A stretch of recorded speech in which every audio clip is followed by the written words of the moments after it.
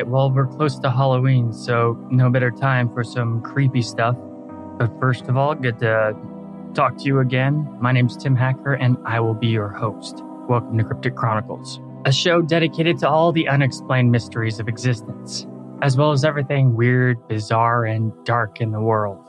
In this Halloween episode, we're going to go over all the famous cases of Ed and Lorraine Warren, the renowned demonologists and pretty famous paranormal investigators.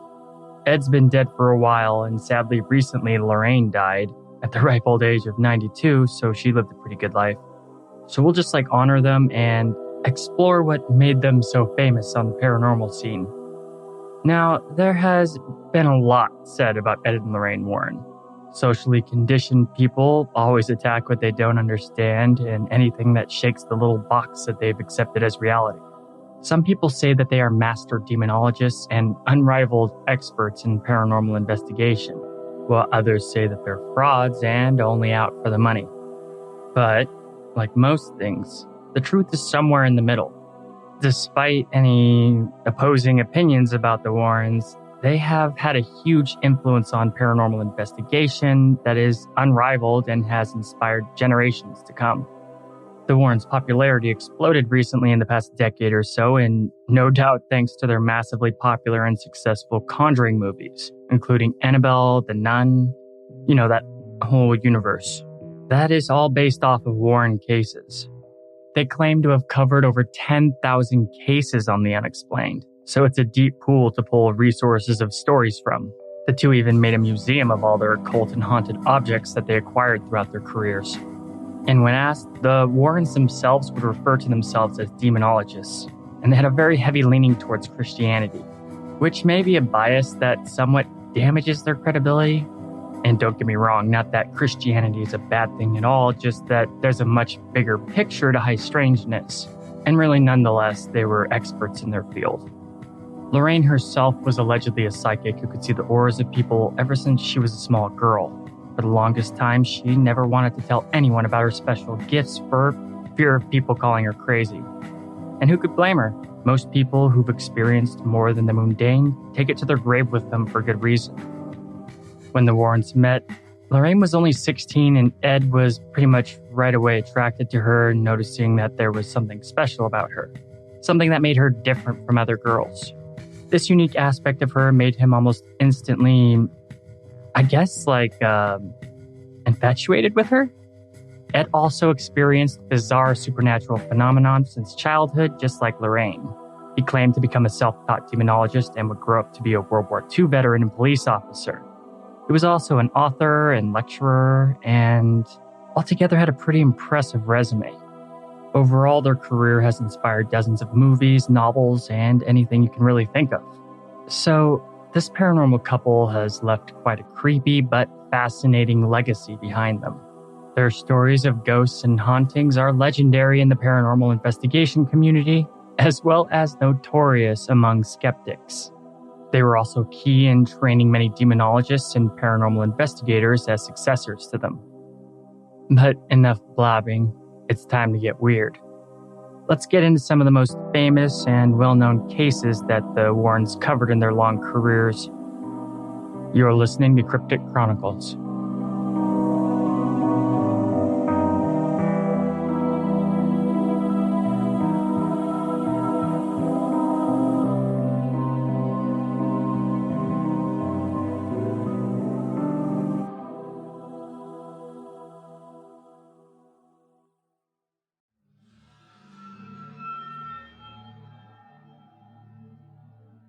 We're going to start out with the Amityville case.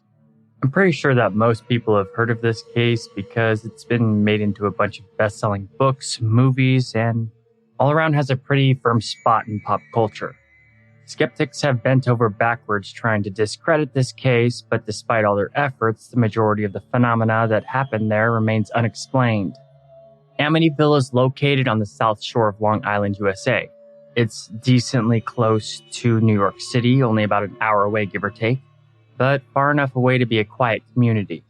The history of the area goes back pretty far and has even been home to some pretty famous historical figures. It even goes back further than America itself, to the original settlers. the Montaukett and Shinnecock Native Americans.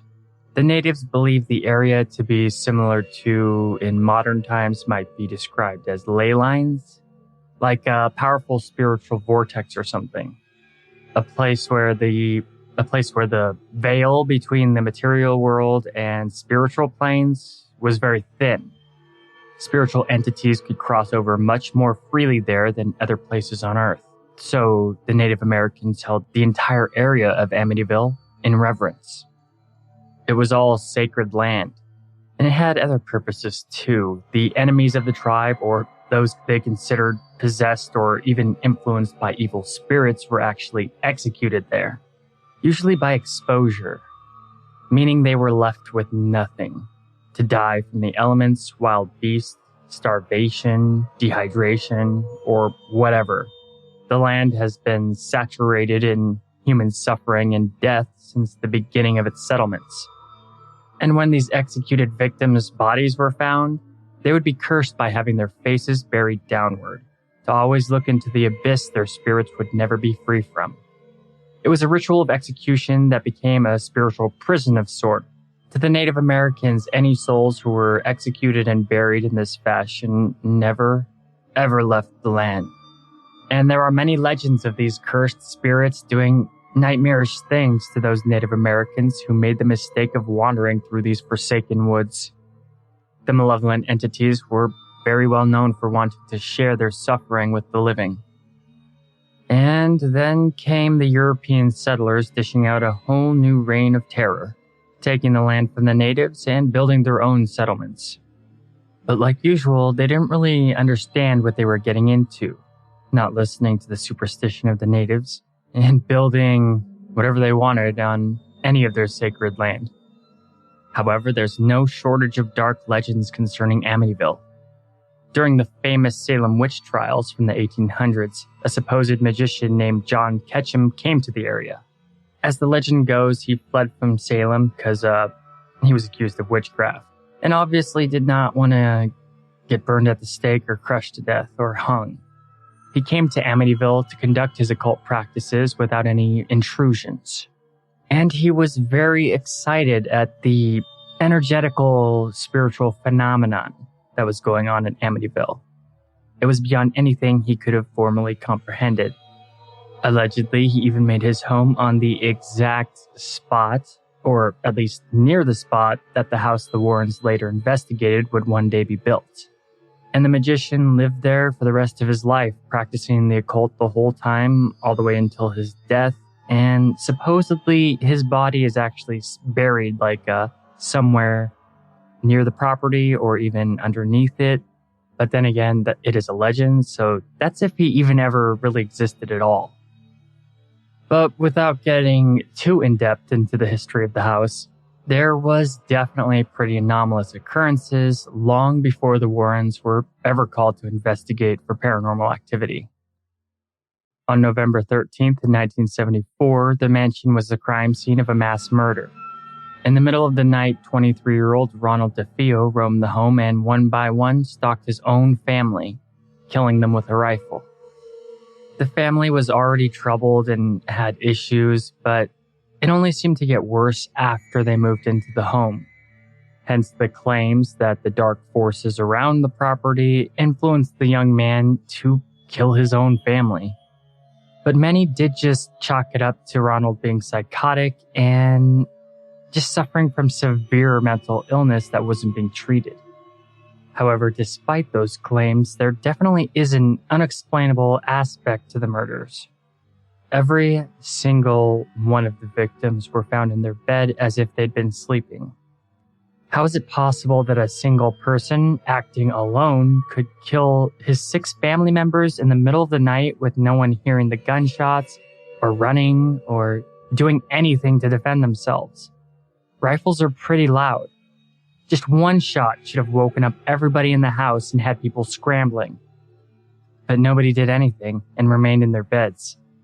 There was no evidence of the family members being drugged or being dragged or any struggle or anything.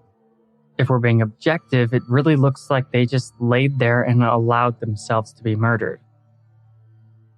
Just 1 year later after these horrific events, the Lutz family moved into the home. The same people that the movie The Amityville Horror focuses on.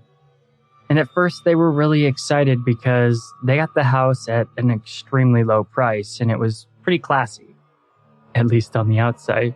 But, the budget sale on the Amityville home was obviously because of the murders, but the people selling the house never told the Lutz family at all about any of that. Being religious, they called in a Catholic priest to bless the house. Well, as they were in the process of moving in. I'm not really sure how accurate this is, but it's a cool part of the story and pretty creepy because as the Catholic priest made his way up to the room of the former murderer who killed his whole family just a year prior, allegedly a disembodied voice yelled out at the priest, "Get out!" Which obviously freaked him out pretty bad and he left as quickly as possible. But before leaving, he told the family not to use that room as a bedroom. Very, very sternly and kind of bizarrely. But he didn't say anything about the disembodied voice or the evil presence that he felt. It wasn't long before weird stuff started happening.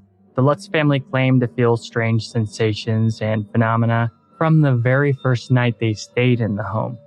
Something or some things began influencing the minds of the Lutz family. Because very out of character, they started acting aggressive towards one another and arguing when they normally wouldn't. And instead of interacting with the kids in the neighborhood like any normal child, their daughter started hanging out exclusively with a new imaginary friend. Not only that, but mysterious foul odors began emanating from nowhere in the house randomly, and hundreds of flies swarmed the room the priest heard the voice, despite it being a time of year that flies are normally dormant. George Lutz would have horrifying hallucinations of, while laying in bed, his wife turning into an old hag. And on one particular night, he even saw her just levitating above the bed. But despite all the creepy stuff, the most horrifying aspect was the manipulation of their minds and the altering of the way that they perceived reality. Their whole personalities just started to change, with George Lutz probably having the worst of it, becoming more violent, angry, and just a darker person. But over the short time that they did live there, there was a plethora of unexplained high strangeness going down at the Amityville house, with things eventually getting so crazy that the Lutz family just had to pack up and leave. And that is only after a mere 28 days of staying there. And around this time, this is when Ed and Lorraine Warren got called to check the house out. They were contacted by Marvin Scott, a reporter who had actually worked with the Warrens before investigating other anomalous activity. And during the Warrens' investigation, the Lutz family refused, can't think of the right word. They fanatically refused to ever step foot in the house again, no matter what was offered, asked, or anything. But the Warrens and Marvin Scott were not alone. There was a whole group of people that came to investigate the house. The Warrens were among them, but they were not the only ones. The investigators included parapsychologists, other paranormal investigators, and a crapload of reporters. Right after entering the Lutz home, the Warrens almost immediately knew that something strange was going on. Ed was drawn to the basement, and when he went down there, he started spouting religious stuff, which antagonized an entity that threw him to the ground. But basically, all the sensitives were affected in some way. Lorraine was a gifted psychic, and she was quickly overwhelmed by the demonic energy that flowed throughout the Amityville home. And the entire area, I guess, according to legend. She was constantly haunted by psychic impressions of violence, suffering, pain, sadness, and especially the murders that happened a year prior. She would see the corpses of the victims and the murderer himself, Ronald, walking throughout the home, and was actually even physically assaulted, though not nearly as bad as Ed. The crew even saw the spirit of a boy, to which they allegedly caught a picture, and I don't know, it seems debunkable, but you can check it out with a quick Google search. It's pretty famous. It's the image of a little boy in a doorway. But after the initial investigations, Ed and Lorraine Warren studied the history of the land, the home, and things started to make a little bit more sense to them. They learned all about the Native Americans and their belief that it was a spiritual hotspot between worlds, and about all the ritual executions and burials, as well as all like the dark occult stuff that went down there. They even found some plausible evidence that backed up the legend of John Ketchum living there, the man who was kicked out of Massachusetts during the Salem witch trials for practicing witchcraft. So by then it all pretty much made sense to the Warrens, all the serious high strangeness that was going on in the area. Their team did their best to cleanse the land and try and limit the evil demonic presences and whatnot, but they didn't really think it did much good. The land was just too saturated in evil. Soon after, the Lutz family just sold the home to the bank and it was back on the market.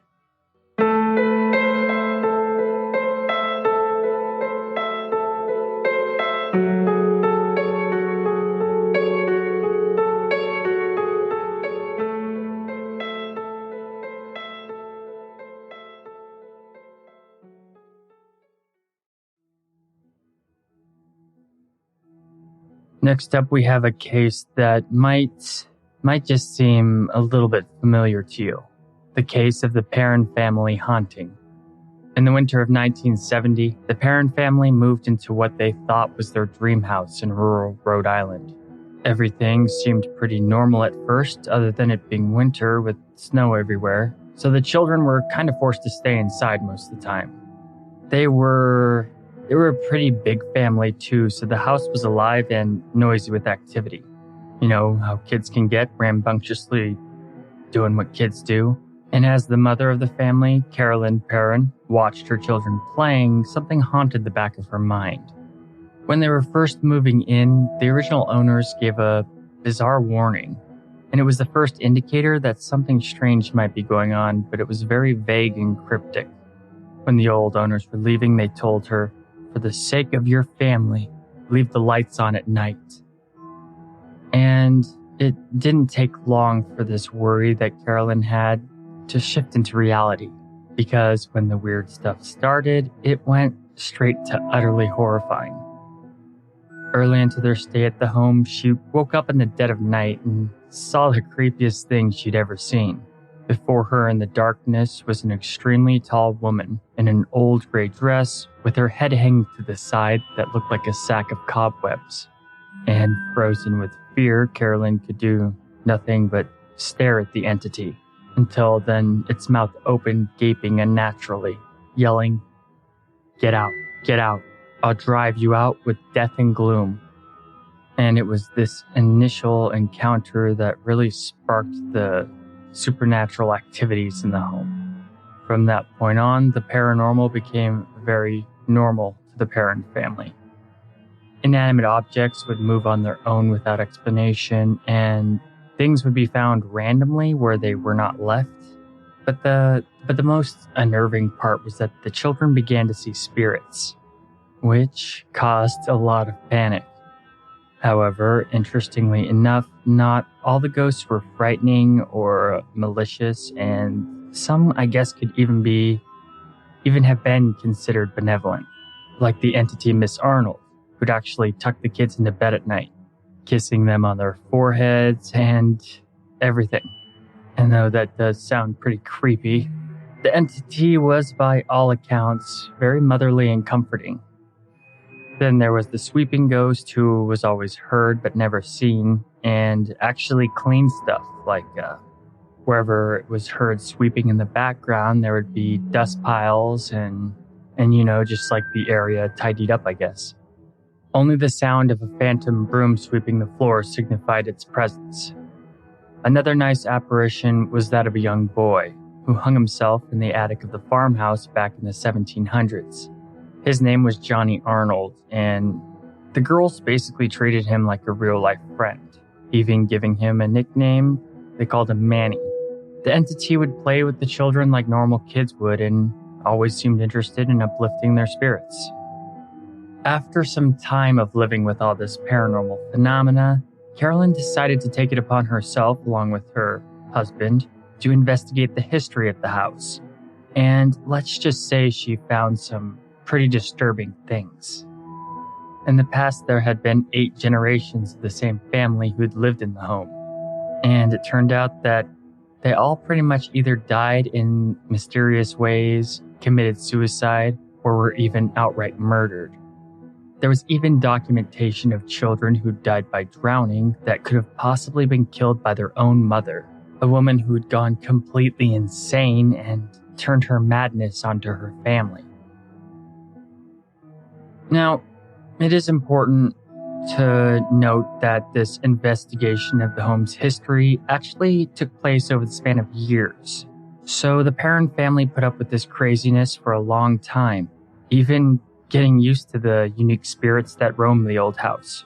They became so familiar with all the entities that they could even match the spirits to the actual historical people that once lived there, such as the benevolent Miss Arnold and the boy ghost Johnny Arnold. They all turned out to be real-life historically true, among many other confirmed once real-life people who are now entities that roam the home. And the majority of the spirits seemed to be completely oblivious to the fact that they were even dead. But there were others that came off, at least, with the impression that they were very aware of the fear that they caused in the living, the Perron family. Such as a man with a crooked smile who used to appear in the corner of the girls' room as they played and just stared at them. Overall, though, stereotypical poltergeist phenomena was a common thing there, with furniture and household objects seemingly having a mind of their own. Doors and cupboards would open and close by themselves, and disembodied voices could be heard constantly at night. Despite all that, for the most part, the spirits did seem to be non-aggressive, basically lost in their own world that didn't exist anymore, and oblivious to the family's presence. But there were entities that were not happy that the family was there. Like the creepy bent neck lady who told Carolyn to get out that one night when she was sleeping. Slowly but surely, more and more malicious entities were making their presence known. In the farmhouse where Johnny Arnold hung himself, there was especially active demonic-type activity. Invisible hands would assault the family members who went in there, especially the young girls. They'd have their hair pulled by phantom hands and just really be terrified by unseen forces. And consistently around 5 a.m., apparitions that reeked of rotting flesh and looked the part would wake up the family members by messing with their beds, tossing them out, or even worse. The paranormal activity just escalated and escalated. Eventually, it got so bad that the family was basically assaulted in extremely traumatizing ways on a regular basis.